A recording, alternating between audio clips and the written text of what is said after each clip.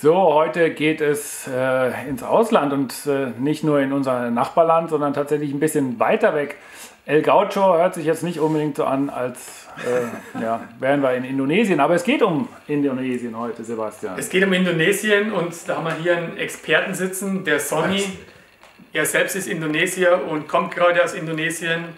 Und ich war vor ungefähr 15 Jahren mal dort, auch in der Zigarrenregion in Jember auf Java, wo ja, ein Großteil vom Tabak dort angebaut wird. Hat man das angesehen, verschiedene Zigarren getestet und damals, sage ich mal, gab es noch nichts Vernünftiges. So, jetzt war Sonny wieder da und er kann uns gleich mal erzählen, hat einige Zigarren getestet und mitgebracht.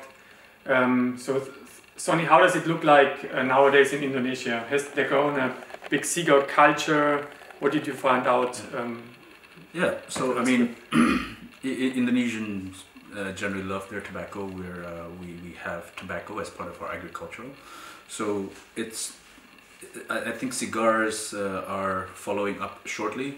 In fact, the first cigar I ever had was an Indonesian cigar. This was 2009. I bought a pack from Bali to share with some of my friends, and I really liked it. So that really launched me to cigar. But I gotta tell you, I couldn't tell you what the flavors were, or whether it was good or not, because it was my first cigar. I really enjoyed the camaraderie with my friends. But it just didn't seem like a remarkable cigar back then, right? Then fast forward, 14 years later, I just returned from Jakarta in Indonesia the last couple of weeks, and the cigar scene has totally changed there. It's when I was last there 4 years ago, and there was maybe one cigar lounge here and there, and now it's really exploded in the last 2-3 years since the lockdown, since people were allowed to work from home, so a lot of people started smoking from home as well. And in the last 2-3 years, it's really exploded. There's a lot of interest now in locally made cigars, with 100% Indonesian tobacco, or using the tobacco that we're good at in the region, like the wrappers. And yeah, so when I was there, I met up with a couple of people from the cigar scene. They said, the interest is growing. A lot of people are learning more about it, and I think this is a nice time in the cigar scene in Indonesia, because we have a lot of really exciting new products coming out, and a lot of people really enjoying it. Yeah, so as from the first scene that you showed, these are a couple of cigars that I got over there. So as I understand, the ones on the outside, the Sultan cigars and this one, Boss Lux, are made with 100% Indonesian tobacco, and so is this one, a little thing that they made over the lockdown. I think, Sebastian, you've had this one, right? Yeah. Do you have any thoughts about that? I had the other one. Wir haben ein paar schon durchprobiert jetzt hier auch in Deutschland, zum Beispiel diese Lockdown hier. Ich fand die super angenehm, sehr mild, cremiger Rauch, schöne Aromenvielfalt, Holz, Kakao, weiche Nussaromen. Aber was mich gerade noch viel mehr fasziniert hat, war diese Steuerbanderole hier auf die indonesischen Zigarren. Das ist wirklich was wir so noch nie gesehen haben. Das kann uns Sonny auch gleich noch erklären, was hier alles draufsteht und in welchem Verhältnis auch die Preise, weil hier steht immer der Preis auf jeder Zigarre. RP stands for Rupiah, you just said? That's Rupiah, Indonesian Rupiah, that's our currency. Also diese Zigarre kostet hier zum Beispiel 22.000 Rupien. What does it mean for somebody, for some Indonesian people, 22,000 Rupiah? What does it mean? I think cigars in Indonesia right now are starting to go in a range. As you pointed out, that's 22,000 Rupiah in price. That's about a price of a meal, of a lunch, I would say, in a big city. Yeah, a lunch in a big city, but not in really fancy surroundings. So a simple casual lunch. But we also have others that are priced a little bit higher as well, to kind of reflect the premium side of it, because I think these were made with imported cigars, and you can see there that that's the price, 160, and then here is actually the price that you pay for the taxes, 22,000 listed exactly on it. Yeah, impressive. Yeah. Impressive work to put all these together.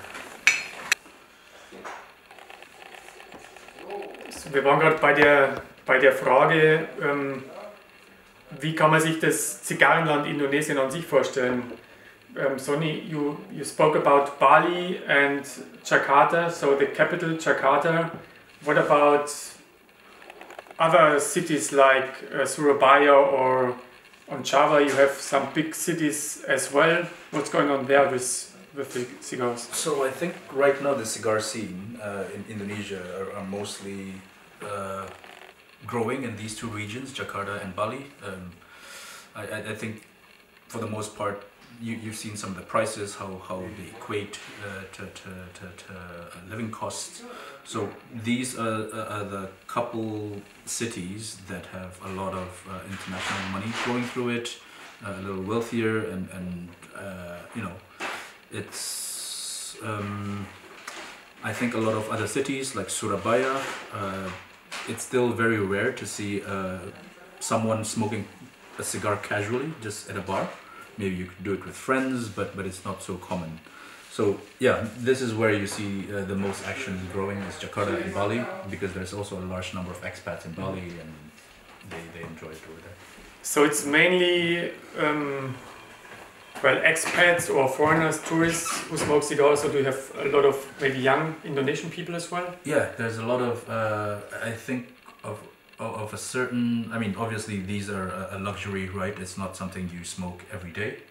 So I think young people, they're kind of drawn to this as a way to celebrate accomplishments or to meet with friends and gather and have some downtime, right? I know this is why I enjoy having a cigar, is because you're supposed to sit there for an hour and a half, talk to your friends, and it has to be, it will be a nice time. So this is, I think, owing to a lot of the economic success in Jakarta and Bali, that this is happening in those regions as well.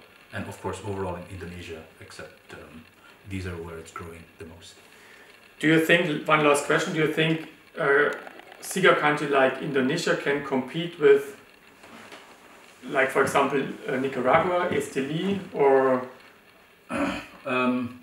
I think concerning tobacco quality, concerning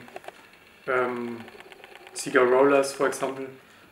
I absolutely think so. Of course, Nicaragua, Dominican Republic, of course Cuba, right? They've had decades, centuries of 100 over years of experience at this point. So tobacco growing is not new to Indonesia.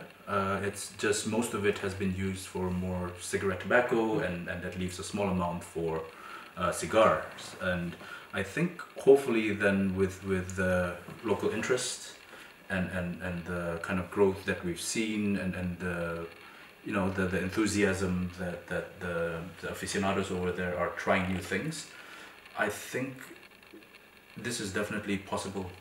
This is something I would like to see in my lifetime, in my smoking career, to have a premium Indonesian cigar that can battle with the best of them.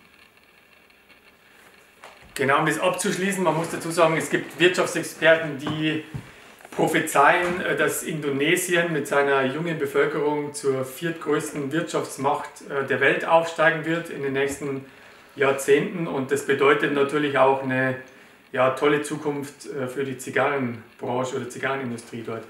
Also ich glaube, das müssen wir uns ein bisschen noch im Hinterkopf behalten und beobachten über die nächsten Jahre, was in Indonesien so passiert. Vielleicht überholt ja Indonesien sogar irgendwann Nicaragua oder die Dominikanische Republik. Also super spannendes Land in jeder Hinsicht. Ja. Danke, Sonny. Ja, thank you.